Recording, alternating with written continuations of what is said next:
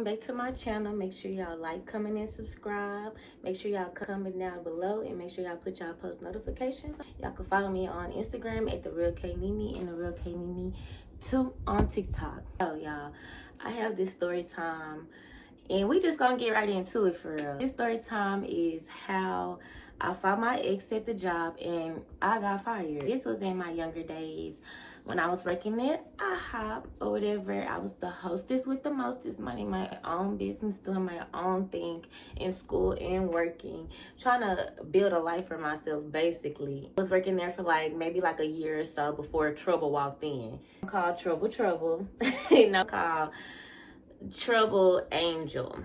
So Angel, he was working at another location, but we still worked at the same business. He transferred. Mind you, I wasn't a server or anything. I was a hostess. I'm the first person you see when you walk in. We had a new hire come in, and Angel was the new hire, and Angel was fine as fuck.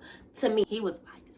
Him googly eyes or whatever, but I don't really make the first move or let it be known that I want you to want me first. I didn't never say anything. So as a hostess, we would have to help with things like folding silverware, setting the table. If they needed an extra hand bringing out the plates, we would do that as well.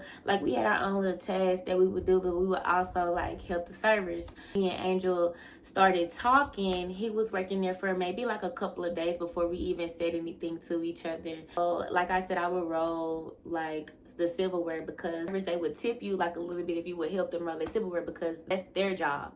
So he asked me to roll his silverware, and I said, baby, me? Yes, I will roll anything for you. What do you mean? Yes, I'll roll your silverware, and you don't even have to tip me. I'll do this just off the strength. I ended up rolling his silverware, and we started a small conversation there. Now, Angel, he was 5'10", a little bit my color, but a little bit darker. He had pretty eyes. He had his hair in braids, the little Pop Smoke braids, and he was just an attractive guy to me. It's just his aura. He was a people person.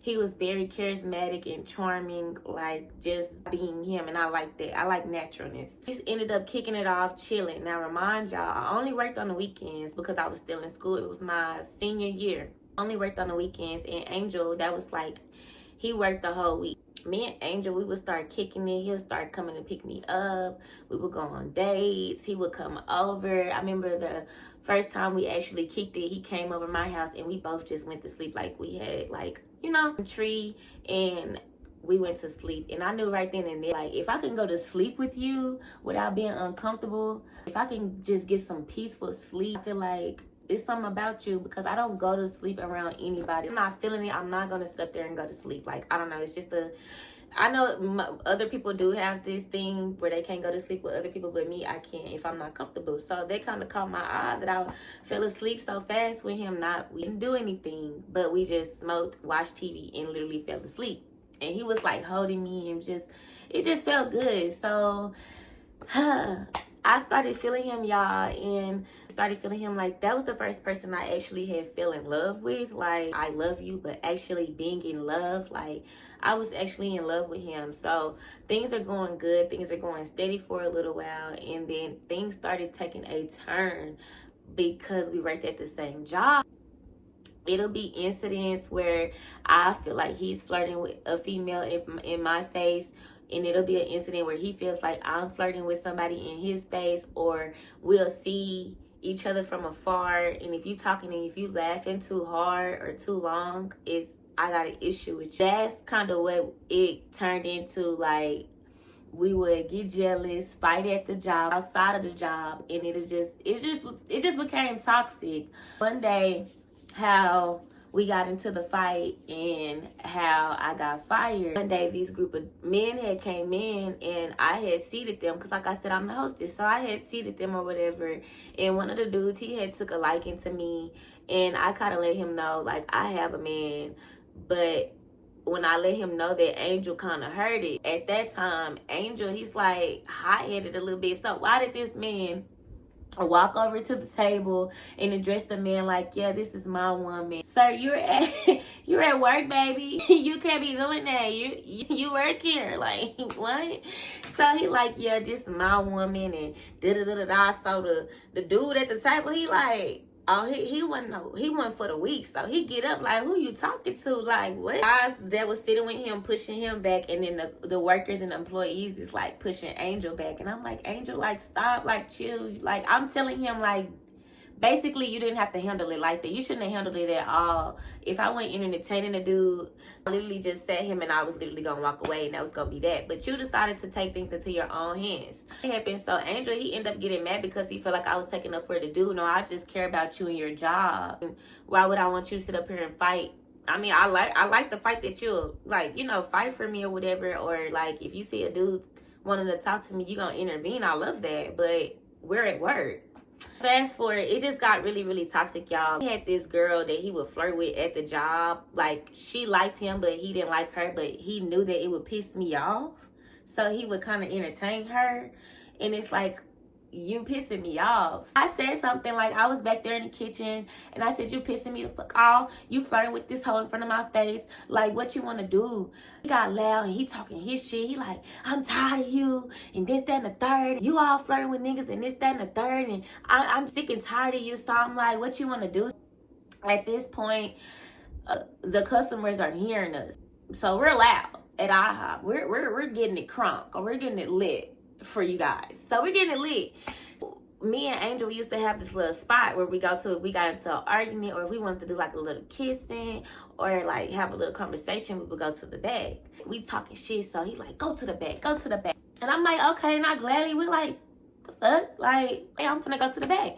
Go to the back. Y'all, he literally like yelling in my face, screaming. And I ain't gonna lie, I don't put my hands on people, but that time, that nigga had me messed up. So I like, stop him in his eye, like, shut up. Shut up. He like, my eye. Like, my motherfucking eye. Like, ah. Like, I'm like, okay. So I'm like, I don't care. Like, I don't care about all this screaming and you being hurt, baby. I'll go back to work. Leave him in the back. Bye. Okay? Well, see you later. Fix it. I don't know. Deal with it. I go back to the back. I come. This manager, we're gonna call her Pudgy. Pudgy, she called me to the back. She like, did you and Angel have a fight? And I'm like, no. And she was like, well, he told me that you hit him in the eye. And I'm like, what? No, I didn't. She was like, well, I'm going to have to let you go. Because the thing about it was, Pudgy liked the Angel more than me. She was one of those women that liked the younger dudes. She already like had a crush on him. She already wanted me gone. She been wanting me gone since he got there, since Angel got there, since she took a liking to him. Well, I'm like, y'all don't have no cameras, and remind y'all, they didn't have no cameras. So I'm like, I didn't hit him. Y'all don't got no proof that I hit him. Just because he said that don't mean nothing. Show me the proof. She's like, basically, we don't need no proof. If he said you hit him, you got to go.